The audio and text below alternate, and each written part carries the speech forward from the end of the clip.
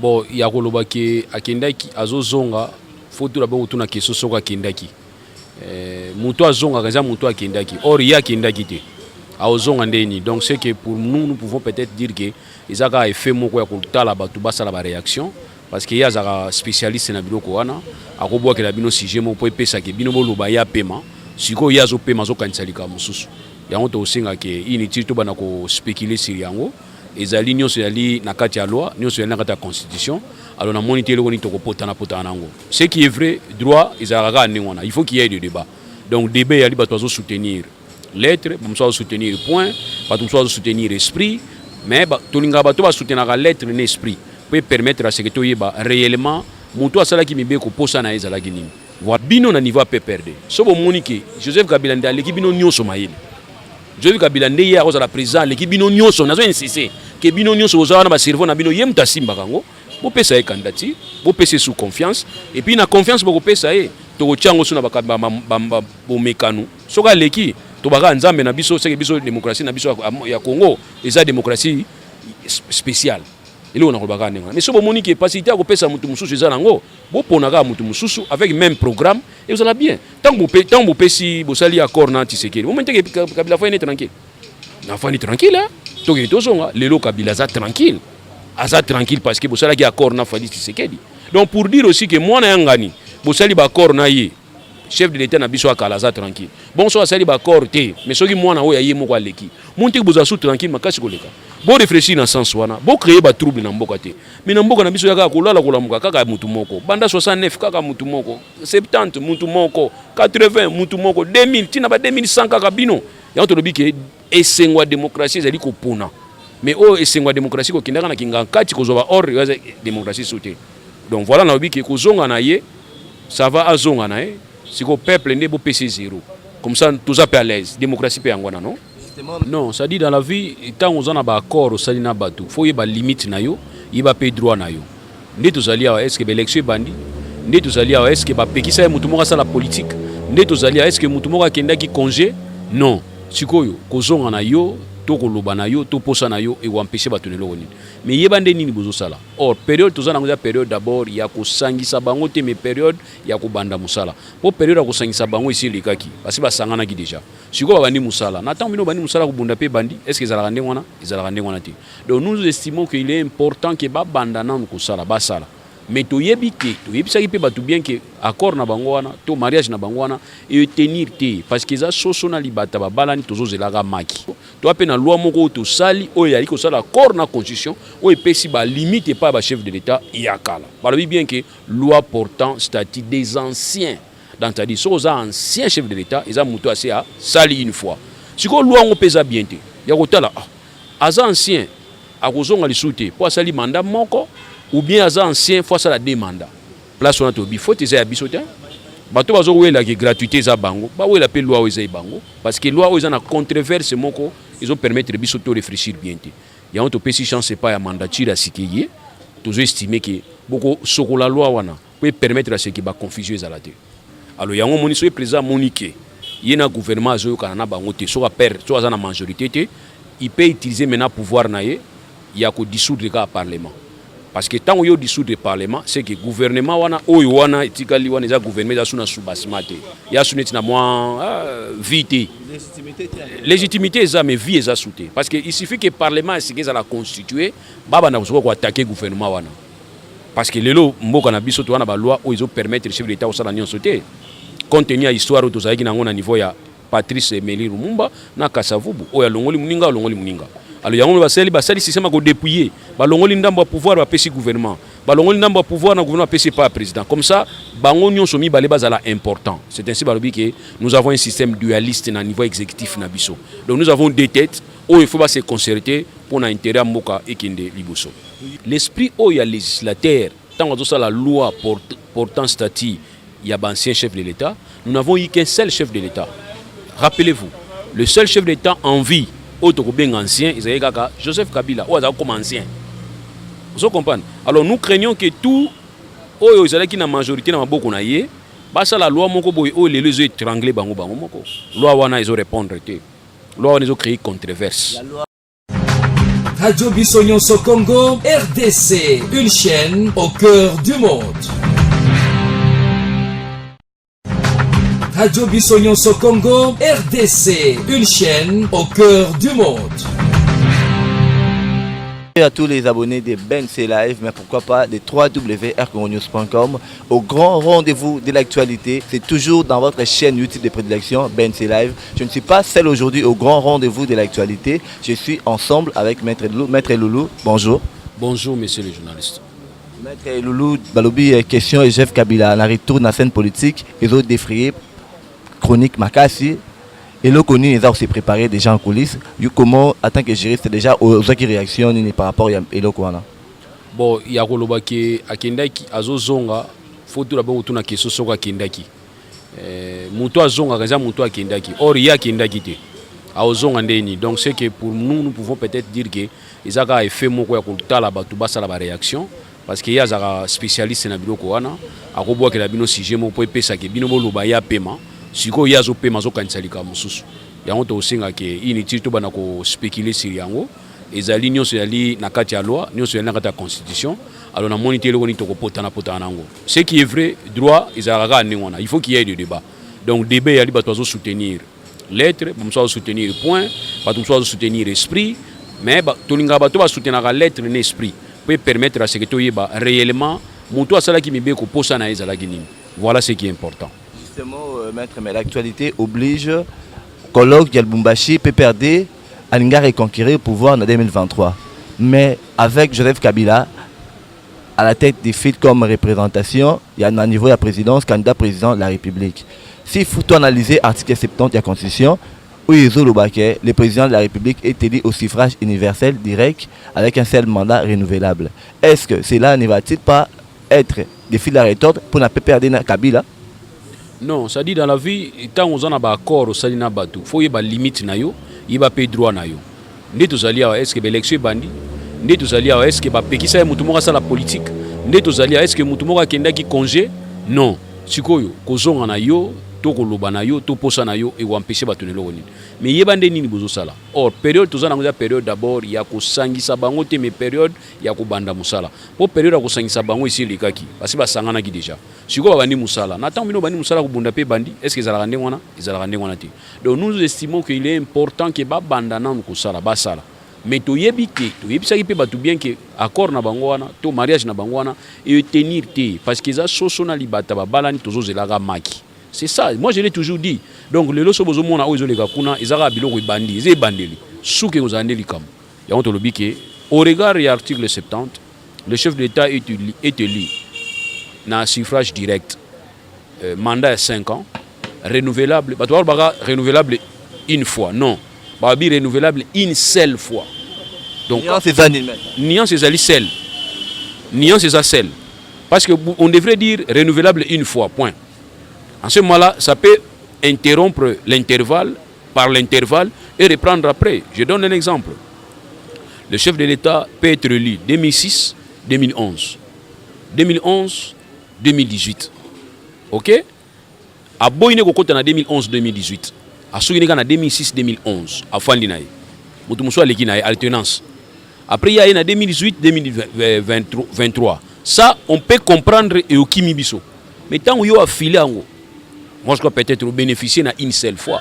Donc ici, le problème, c'est au niveau de une seule fois. Balobi une fois, mais balobi une seule fois. C'est-à-dire, limité. Il y a un des principes à limitation, il y a pouvoir.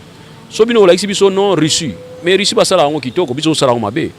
Poutine na Medvedev va sala ondeni. Ce qui mandat au Sili a passé na Medvedev. Ce qui Medvedev, ce qui comme on a passé wan. Medvedev a passé panayi.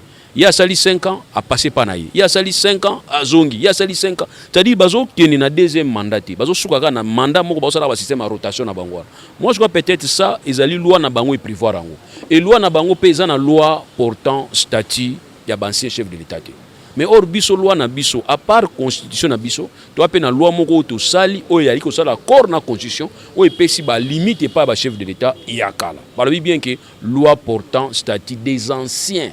Donc, c'est-à-dire, si vous avez un ancien chef de l'État, ils ont monté assez à sali une fois. Si vous avez un loi bien, il y a un ancien, à cause de l'issue, pour sali mandat, ou bien aza ancien fois ça la demande place on a tobi faut eza ya biso te bato bazo wela ki gratuité za bango ba wela pe loi eza bango parce que loi eza na controverse moko ils ont permettre biso to réfléchir bien te ya on to pesi chance pas ya mandature à citer toujours estimer que beaucoup sokola loi wana peut permettre à ce qui ba confusion ezala te. Oui, maître, Moutouna encore diaspora Tuna Mingi, est-ce que le président de la République a le pouvoir de dissoudre les parlements? Le président a le pouvoir de dissoudre le parlement après une année. Il y a une élection, une année, voilà, une année il y a une élection. Wana a la facilité de dissoudre le parlement. Même sans la majorité parlementaire? Oui, c'est son pouvoir discrétionnaire au PC par le constituant. Il y a une question à politique à dissoudre le parlement. Le pouvoir n'est pas président où il y a manqué majorité au niveau du parlement. Où il y a moni qui parle mes attitudes, où il y a moni qui parle mes Hollanda, où il y a Zolingate. Parce qu'en reste, nous avons trois pouvoirs. Les pouvoirs traditionnels, nous avons le pouvoir exécutif, nous avons le pouvoir judiciaire, nous avons le pouvoir législatif. Mais les patrons et le pouvoir législatif et exécutif, c'est le président de la République. Parce que c'est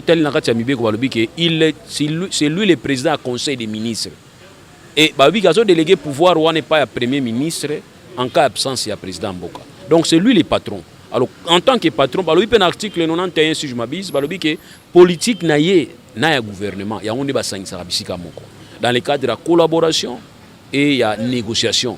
Pour na mboka itambola bien. Tant ba aussi ça collaborer pour négocier, après si programme et pas ya premier ministre, a qui ne défendre dans le parlement. Donc ça dit ça faut comprendre qu'il faut qu'il y ait collaboration permanente entre le président de la République et le gouvernement et le premier ministre et le gouvernement. Il faut que concertation. Le gouvernement on voit concrètement parce que les patrons du gouvernement c'est le premier ministre.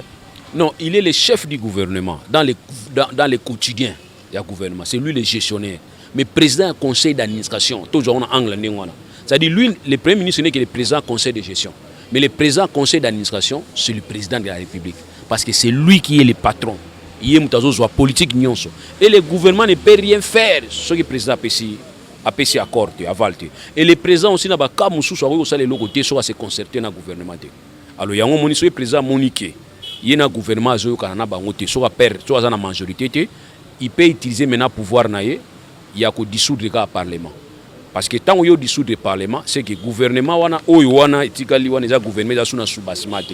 Il y a une vite. Légitimité est mais vie est soutée. Parce qu'il suffit que le Parlement est la constituer, baba n'a pas attaquer le gouvernement wana. Parce que les lois mboka na biso to wana ba loi où ils ont permettre le chef de l'État au salanion sauter. Compte tenu de l'histoire où tozaki na ngona niveau ya Patrice Emery Lumumba na Kasavubu o ya longoli muninga. Alors il y a un système qui est dépouillé. Balongoli ndambo pouvoir va pesi gouvernement. Balongoli ndambo pouvoir na gouvernement pesi pas président. Comme ça, bangonyo somi balé bazala important. C'est ainsi que nous avons un système dualiste na niveau exécutif na biso. Donc nous avons deux têtes où il faut se concerter pour l'intérêt mboka et kinde liboso. Oui, justement Maître Loulou, avec la lecture de la loi, est-ce que Joseph Kabila est déjà disqualifié en 2023? C'est l'esprit, biso ta l'esprit. L'esprit où il y a législateur. Tant que la loi portant statut, il y a un ancien chef de l'État, nous n'avons eu qu'un seul chef de l'État. Rappelez-vous, le seul chef de l'État en vie, autre que bien ancien, Joseph Kabila, comme ancien. Vous comprenez? Alors nous craignons que tout, qui na majorité na beaucoup na yé, basa la loi moko boy les les étranglés bango moko. Loi wana ils ont répondre té. Loi ils ont créé controverse. La loi sur le statut du chef de l'État, ancien chef de l'État. Voilà, ils ont créé controverse. Pour moi, ça aurait été mieux loi portant statut, il y a un président honoraire. Ça aurait été mieux. Mais tu as dit que loi portant statut, il y a un ancien chef de l'État, le législateur pour lui, il a sali 5 ans à mandat. Il a déjà conseillé comme ancien chef de l'État. Tant que vous ça pour la deuxième fois, comme la Constitution permet que pour la deuxième fois, il y a un problème grave. Mais ici, la loi, ils ont considéré comme déjà ancien chef de l'État. Et dans le cas de Joseph Kabila, est-ce que na parti na kuna watu musuba zate bako ndio mona na photo ngali ngina mona ngunde ngwana mboka na biso kwani mino lingi mona ka demokrasia ndambo biso lingi mona demokrasia mobimba ki tubaina ba election na biso ba primaire na kati ba parti politique na biso bolobi ke to sala congrès extraordinaire poto pona candidat wa za candidat président mboka bo sali ba campagne na kati ba parti na bino yo po pesi ni ki o pesi ngape na pesi ba ndeko pe ba pesi to sali ba na kati Tango congrès ko pona yo babike za yo en ce moment là ba ju candidature no ba ko tika babike biso nyonso na kati ya parti politique na biso to ponini ki mais na mboka na biso yaka kolala kolamuka kaka mutu moko banda 69 kaka mutu moko 70 mutu moko 80 mutu moko 2000 tina ba 2100 kaka bino ya to lobike esengwa démocratie ezali ko pona mais o esengwa démocratie ko kindaka na kinga kati ko zoba or ya démocratie sauté donc voilà na lobike ko zonga na ye ça va azonga na ye siko peuple ndebo PC 0 comme ça tous à l'aise démocratie pe angwana non.